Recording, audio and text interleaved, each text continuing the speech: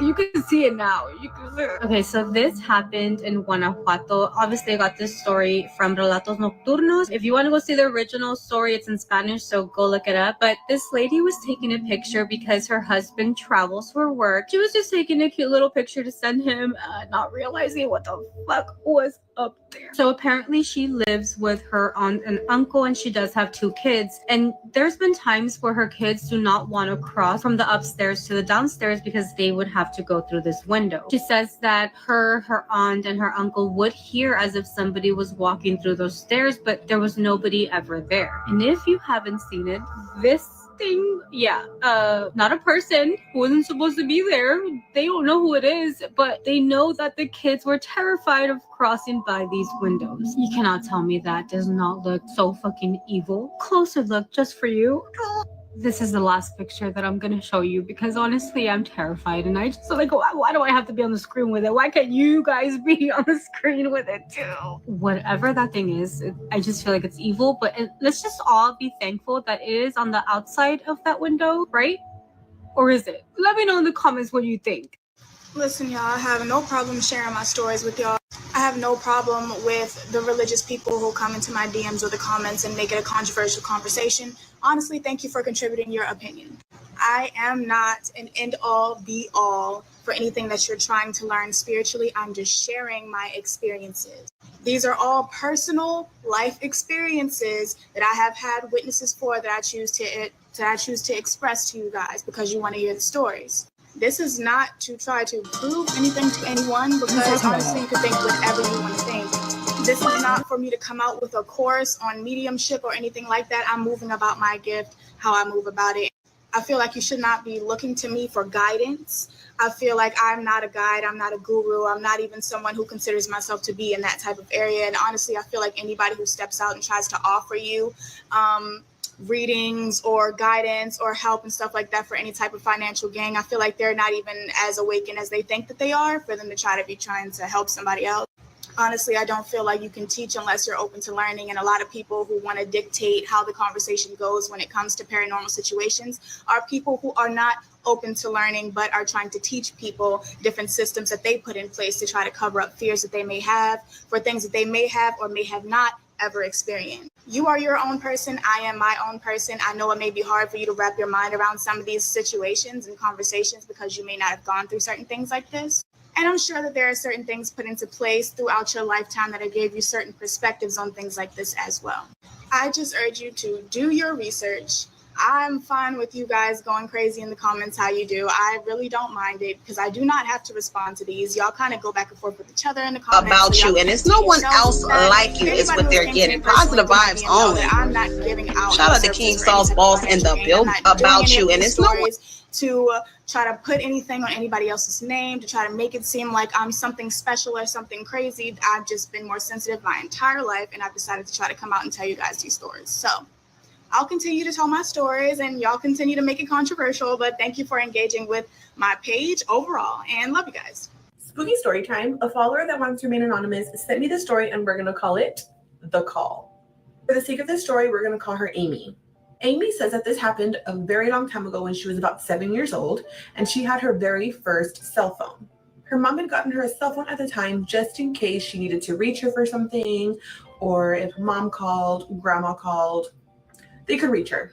One day, Amy, her mom, and her mom's friend went on vacation. And Amy says that they had stopped at this restaurant to have dinner. They were eating like normal, and Amy's phone started ringing. Her mom is like, check who's calling you just in case it's grandma. Amy checks, and it is almost the exact phone number like her mom's.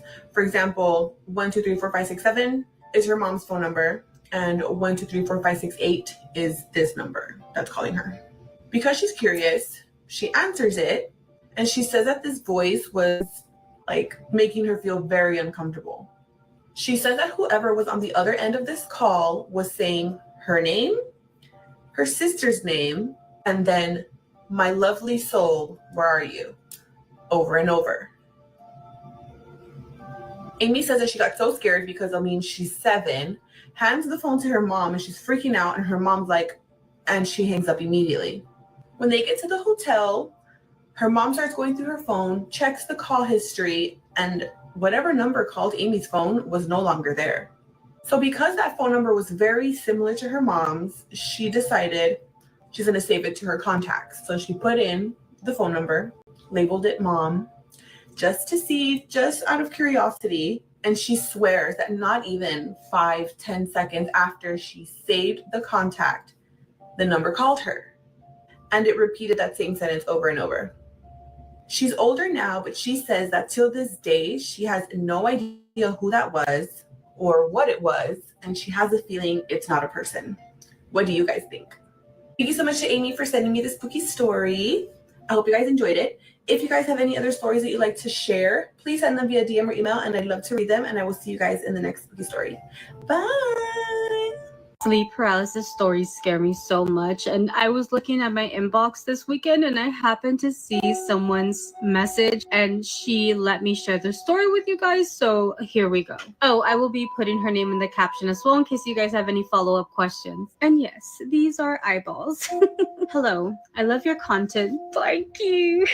I wanted to share my most terrifying sleep paralysis experience with you, and you can share it if you'd like. I've had many episodes and only 2 really stand out. So it was late 2009 and I was pregnant with my youngest. I was home alone. A little back info, I went into early labor at 6 months, so I was placed on bed rest for the remainder of my pregnancy. That's even scarier that she was pregnant. I mean pregnant while all this happened, not that it's scary that she's pregnant. Oh my god, you know what I mean. So my son's father had a key to my house to come check on me and things like that. I was woken from my sleep by the sound of my front door opening. There was a security door and a wooden door. I just lay there listening because only one person had the key, so I wasn't alarmed. I should also mention that I was on my stomach kind of, so my back was to my bedroom door. I heard the bedroom door open and shut as well, then felt someone sit on the foot of my bed. Thinking it was my boyfriend at the time, I tried to turn over and speak, but I couldn't do either. I struggled for what seemed like an eternity, and then I calmed myself and started saying the Lord's Prayer in my head. Side note, when I've had sleep paralysis, I can't even think of any prayers, like, is something wrong with me? By the time I finished, I could move. I got up and walked to the front of my house, and no one was there. All the doors up there were still locked, and when I called him, he said that he was just leaving his second job. Needless to say, every light in my house was on, and I had turned the TV to Cartoon Network. Honestly, I'd do the same. I'd probably wait in my car for him, I'm not gonna lie. Sleep paralysis stories are so scary. Can you imagine? She's already vulnerable. Like, she's pregnant, she had gone into early labor, she's bedridden, and for this to happen is so messed up. But what do you guys think about it? Has this ever happened to you before? Also, if you send me a story, let me know in the comments so I can go look for it. I have over 1,000 messages in my inbox, which I'm so grateful for. Thank you so much. But not all of them are stories. So sometimes I'm like looking through and I can't find anything because it's like you guys send me lives or like stickers and stuff like that, which is great, but it makes it so hard for me to find stories. So if you send me a story, leave a comment and I'm gonna go look for it. Anyways, I love you so much. Bye-bye. It has been a second since I posted. I just had a baby 2 weeks ago, and the number one question that I've been getting is, have we noticed the paranormal activity in our house amping up? If you don't follow me, you probably don't know that my house is haunted. We moved here about 4 years ago, and just weird stuff happens all the time. So I'm here to tell you about what has happened since bringing my baby home. I already had to change the joys of being a new mom. Who else, man? But here is something spooky that has happened since bringing Gia home. So, everything that has happened, it happened once to me and once to my husband. When we feed her at night, weird stuff has been happening. So for me, the other night I was feeding her and I was sitting at the edge of my bed, giving her a bottle, and all of a sudden, like literally out of nowhere, it's quiet, the TV's off. I literally only have this like little nightlight on. Everything that is hers, like I have this like ultrasound picture and a baby book and some bottles on my nightstand table, literally just like topples over, like out of nowhere. And it was not balanced, like nothing was balanced on anything. There's no reason that anything should have fallen. So that was really weird. I finished feeding her, I sat her down and I put everything back where it was. And the next morning it was like toppled over again. So I was like, that's weird. Then last night, my husband was feeding her in her room, in her nursery, and he was sitting in the rocking chair, and we have a box of diapers on the floor next to her nursing rocking chair. And the box is open and like the diapers are all in there, but they're in like the bag still, if that makes sense. And he was like, I was sitting there rocking her, feeding her, and all of a sudden it was like a hand like pressed really slowly but firmly on the diapers, so you could hear like the paper crinkle and like the diapers crinkle. And he looked over and obviously nothing was there, but he could hear the sound, and like it was just really, really weird. So I'll keep you updated if more stuff happens, because we've only been home for 2 weeks now, but it's a little creepy. I have another creepy story about Epping Forest. This girl has DM'd me about her experience, and this literally happened like a few weeks ago. She was at a family party when she decides she wants to leave a little bit early. She gets her daughter in the car, and her mum and dad tell her, make sure when you get in, you text us to tell us that you are safe. And she's only about 10 minutes from home when she has to drive through the very long, very straight road that is surrounded by Epping Forest. Now she pulls onto that road, she starts to get creepy vibes. Like she just wants to get out of there as quick as she can, because above her, to the left, to the right, she is just surrounded. And so she starts to drive a little bit quicker, but she thinks it will be okay because she's got perfect visibility. She can see the roundabout where the street lights start again, and she wants to get there as quick as she can. She is about halfway up that road when she's just started to pick up her pace. She sees something dart from the corner of her eye across the road right in front of her and fall or throw itself down right in front of the car. Immediately she's thinking it must be a deer, it must be some sort of animal because it's large. Anyway, she does not want to hit it, so she slams on the brakes and she swerves into the opposite lane. The car finally comes to a stop. She is meters away from a tree. So she sits there for a minute and she can't even gather her thoughts to think, did I hit it? What the hell was it? Do I go back? Is the car okay? And then all of a sudden she feels this overwhelming sense of fear telling her to drive. Don't get out of the car. Don't stop. Drive. She puts the car in reverse. She gets herself back into her lane and she sees the figure. And this time it's moving. It's slowly standing to the point where she knows this is not an animal. For a split second, she is stuck between that feeling in her brain telling her, stop, this is a person, they might need help, and that primal feeling telling her, go. Puts the car in gear and she hot tails it out of there. And as she looks to her left, she can see that whatever it is has the palest skin she has ever seen. She can just about make out the shape of a face, but something tells her, do not look at whatever it is in the eye, just go. But as she starts to drive out of there, when she's a little bit further along and she starts to reach the street lamps, starts to realise that her mum's car isn't driving as it should. It suddenly started to feel like it was pulling more to one side, but she's so scared to stop and she's looking at her phone, but she has no signal and she keeps going, but it feels like she's not getting to the end of this road. It feels a lot longer than she remembers. Eventually, her mum's car, which was a brand new luxury vehicle, starts to stop. So she just sits there with the hazards on, with no service, crying. Eventually she sees a set of headlights behind her and she thinks, I don't care, I'm going to jump out. It's the first set of headlights she has seen this entire time she has been out. And when she jumps out, she realised that it's actually her uncle. He looks so relieved to see her because she had been missing for 2 hours. The party was over, everyone was home, and everybody had been looking for her. They had been down this road and they never saw her car. To her, she felt like she had just left the party. Nope. After a long Zillow search, I was able to find the pictures of the house that we put up when we listed it. And it's worse than I remember. So this was the front of the house. This was the room. Happened with the street light footsteps outside my door, which caused me to move to the second room.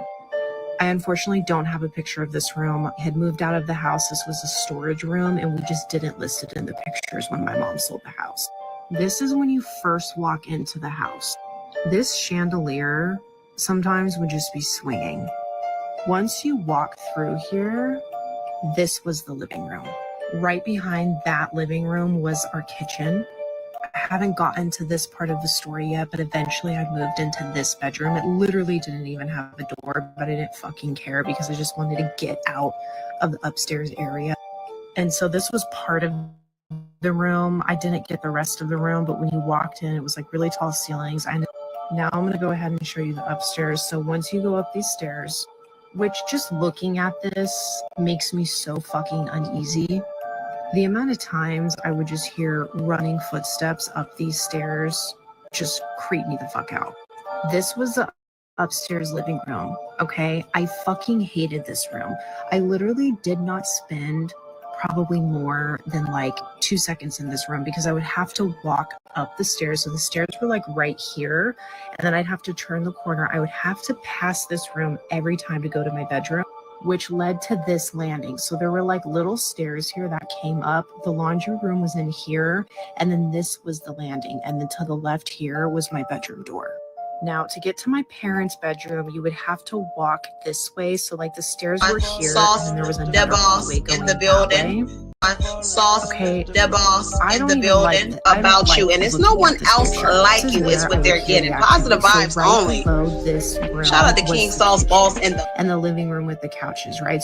So I'd be sitting on the couches and I would just hear like laps, just like someone running back and forth, back and forth, back and forth. Over here to the left was where my parents' closet was, and that is where I hear the shifting of the clothes, right? And I would hear the humming and I would know that nobody was home. The whole thing just makes me so uneasy just looking at the pictures. I'm gonna have to go outside and like sage myself. But now you have a visual, right? You have a visual. Oh, I forgot to show you my other bedroom. Hold please. This was the bedroom that I moved to after the first bedroom, like after the one with the shadows. This was the other side of the bedroom. This was my sister's room at the end because I moved downstairs, which I haven't got to in the story yet. The right side of the room, and this was the left side. So when I was in this room, my bed was here, and then like my little couch and my reading area was over here. Let's talk about why you shouldn't play with Ouija boards again. If you're new here, hi. I usually talk about some pretty scary stuff, and not that recently I opened an email where anyone who finds this page would be able to send me their ghost stories, and this is one of them. So let's get into it. This story comes from someone named Lowly, who says his first experience with a Ouija board was when he was intoxicated. And essentially, he had the house to himself for the night, so he invited a bunch of his friends over, they started drinking, and one of his friends decided to bring a Ouija board with. And he even says in his email that if he wasn't intoxicated, he probably wouldn't have touched this board. But he says they were talking to pretty much the same entity the entire night, and they were asking kind of dumb questions like, how old are you? How did you die? How are we going to die? Etc., etc. And obviously this group of people being intoxicated, they kind of got bored of the situation and didn't say goodbye. If you've never played a Ouija board before, that is literally the number one rule, other than don't play with it, is to say goodbye if you do. This essentially closes the portal between you and the spirit world, or you and the spirit, and does not allow them to attach themselves to you because it kind of puts a boundary.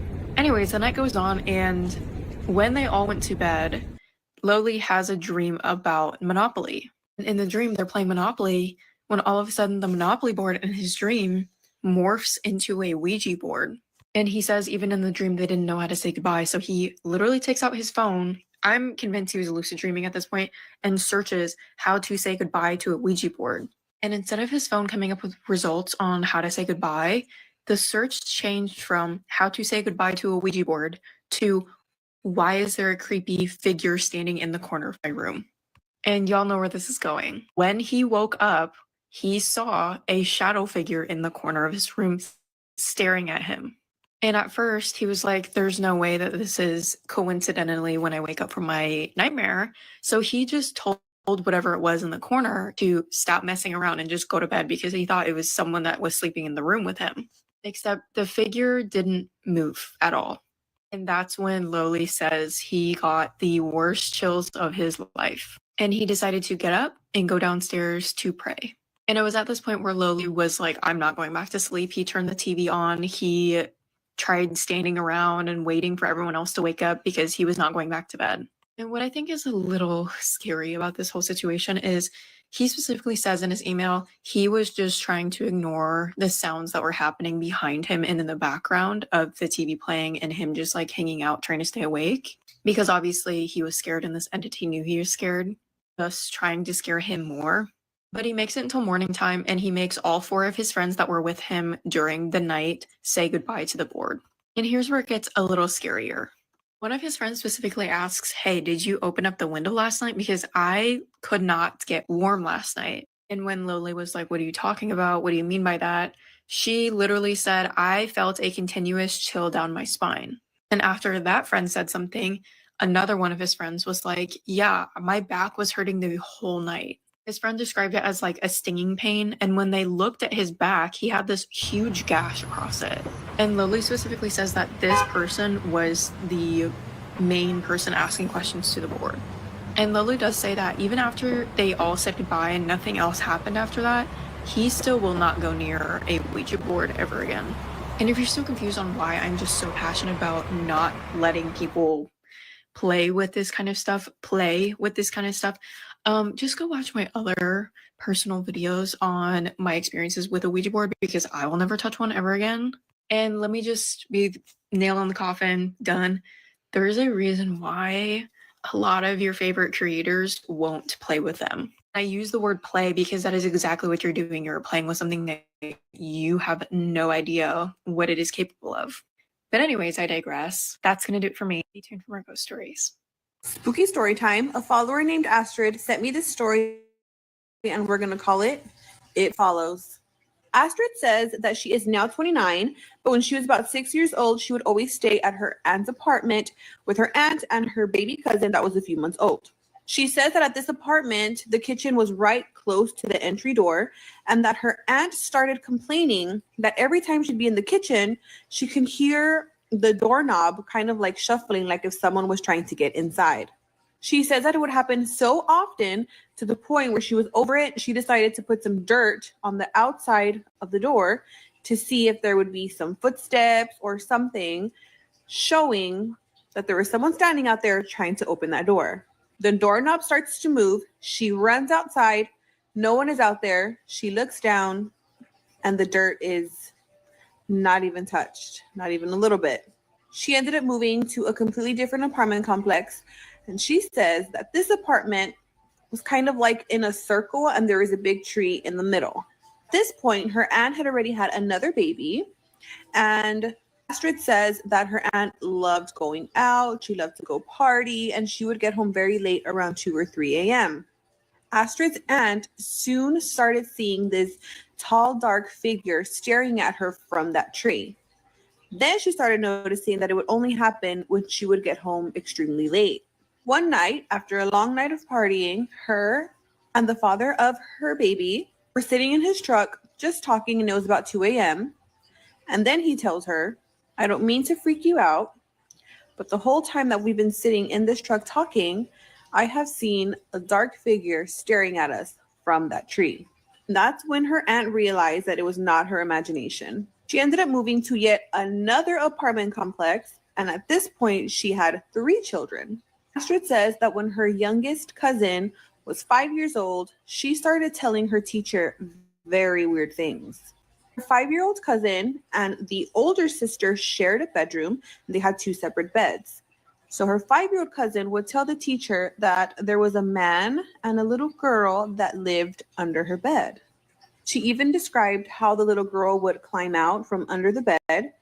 She said that the little girl would play with her toys, but she said that she didn't have a mouth. So when she would get upset, her face would just stretch. Astrid and her cousins would constantly stay at their grandmother's house, and Astrid's grandma also started noticing weird things going on with Astrid's little cousins. So now it went to following them to 3 apartments and now also to grandma's house. And this happened for so long. Astrid's aunt would still see things, would still hear things, toilet seats being slammed, There'd be tapping on the windows, noises coming from the kitchen. Like, it was always something. What was really crazy is that by this point, Astrid's cousin was old enough and she was living with the roommate, and she was even experiencing stuff at that house. So time has obviously passed. Astrid's aunt and her boyfriend bought a new house, and Astrid's 3 cousins decided to go move in with her as well. And they are experiencing paranormal activity again. She says that her aunt has been hearing like a woman crying in her oldest daughter's bedroom. And her aunt even saw the same tall black figure standing at the foot of her bed. Astrid says that nobody knows what is going on, why any of this is attached to them, what it is, or what it wants. What do you guys think? Thank you so much to Astrid for sharing this spooky story. If you guys have any other spooky stories that you'd like to share, please send them via DM or email, and I'd love to read them, and I will see you guys in the next spooky story. Bye! 4 teenagers vanished after working the closing shift at a small-town fast food restaurant. 2 days later, their bodies were found in the woods, unalived, in 3 separate ways, and no one has ever been arrested. This is the story of the Burger Chef. It was a Friday night in November of 1978 in Speedway, Indiana. The Burger Chef was a fast food restaurant located on Crawfordsville Road.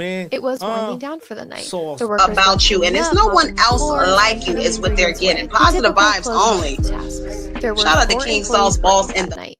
Jane Freed, the 20-year-old assistant manager, Ruth Shelton, who was 17, Mark Flemons, who was 16, and Daniel Davis, who was also 16. They were supposed to close up the store at 11 p.m. and head home, but none of them ever made it home. By midnight, an hour after the restaurant should have been closed, a fellow employee swung by the restaurant to say hi to his coworkers because the restaurant was on his way home. And strangely, he found the back door wide open. He went inside and found that the lights were on, the safe was open, and 2 empty trash bags were missing. And the 4 employees were nowhere in sight, even though Jane's car was still in the parking lot. So he called police. At first, police assumed it was a typical case of teenage employees stealing money and ditching work. Police officers go onto a crime scene where 4 people are missing. They don't photograph anything. They don't take any notes. They just clean up the crime scene. Yeah. Let's just clean up the evidence, why don't ya? When no one saw or heard from the kids the next morning, alarm bells went off from all of their families. This wasn't a prank. It wasn't teens skipping town. Something was seriously wrong. Just 2 days later, in a wooded area 20 miles from Johnson County, all 4 bodies were discovered. Officials knew right away that these were the 4 Burger Chef workers because they were still wearing their Burger Chef uniforms. Daniel and Ruth had both been in style with a .38 caliber. Jane had been stabbed twice in the chest so violently that the blade broke off in her heart. And Mark, the youngest, had been beaten and left to die on his own. It was so brutal, and it seemed very personal. Police also noted that strangely none of their wallets or jewelry had been taken. So if the motive here wasn't robbery, then what was it? Was it a hit? Was it a robbery gone wrong? Witnesses came forward saying that they had seen 2 suspicious men lurking around the restaurant that night, one clean-shaven and one with a beard. A few people even remembered seeing a car parked outside around closing time. And the sketches that police put out from the witness descriptions are so haunting. A few years later, an inmate named Donald Forrester confessed to being involved. He said it was a planned... Everybody wish him happy birthday. Oh, this is big right here, y'all. Everybody wish Sauce, the official boss, happy birthday, man. Let's go. Let's see it in the timeline, huh? Robbery that spiraled when Jane recognized one of the attackers. He even led police to the crime scene and pointed out where the shell casings had been tossed, which was in a water tank nearby, and that was correct information. But the case fell apart because he later recanted his statement, and no charges were ever filed. I don't understand when someone confesses something and all of the evidence and everything they told you were correct and correlated. How can you just recant that statement? If it's the truth and it's... Everybody wish him happy birthday. Oh, this is big right here, y'all. Everybody wish Sauce, the official boss, happy birthday, man. We're back once again. Let's go. Let's see it in the timeline. You know, it's a beautiful day. If you're feeling down, I like to get you a bag of that. I like to wish light up. Sauce Can't find you, Mr. Head Rod. Can't greet him with two, only the third eye. Kill the vision, P.S.E.R. Brent Hospital. Let me on this track. Accidents and opera O's. I'd like to give a big shout to Ashley Gordon. Riding on my train. Denzel, Prince Ponce, unstoppable. Albert Einstein. Imagination is more important than knowledge. Therefore, I'm flying off the tracks. Extraterrestrial blunt. Got it on my lap. On the land, soul train line. House up on my dad. They fear what they don't understand. I forgive them cause they don't really know no better. Hope let them walk on water. Dancing in the middle of the Atlantic Ocean with a polo sweater. How bad do you want success? I was holding my breath unconsciously. The conscious me woke up and came up for air. I turned 1v6 to the bomber day. Dance with chops that guaranteed them in the dreams. Fight miss, Mr. Clean. Dirty talk, come shots, Listerine. The devil tried to catch me slipping, but my third eye open. I see when I don't. Body growing out the ground, the reason to come quick. The pressure coming, they get you up. You can count on the fingerless hand. How many people I can trust? The wordplay insane. My fault. The beats is blasting. The beats is beating. We got some shit to unbox because you know we have new decks on the way. Wait, new waves for the play bay. Tell them to go play with their mother. Coño, pero yo.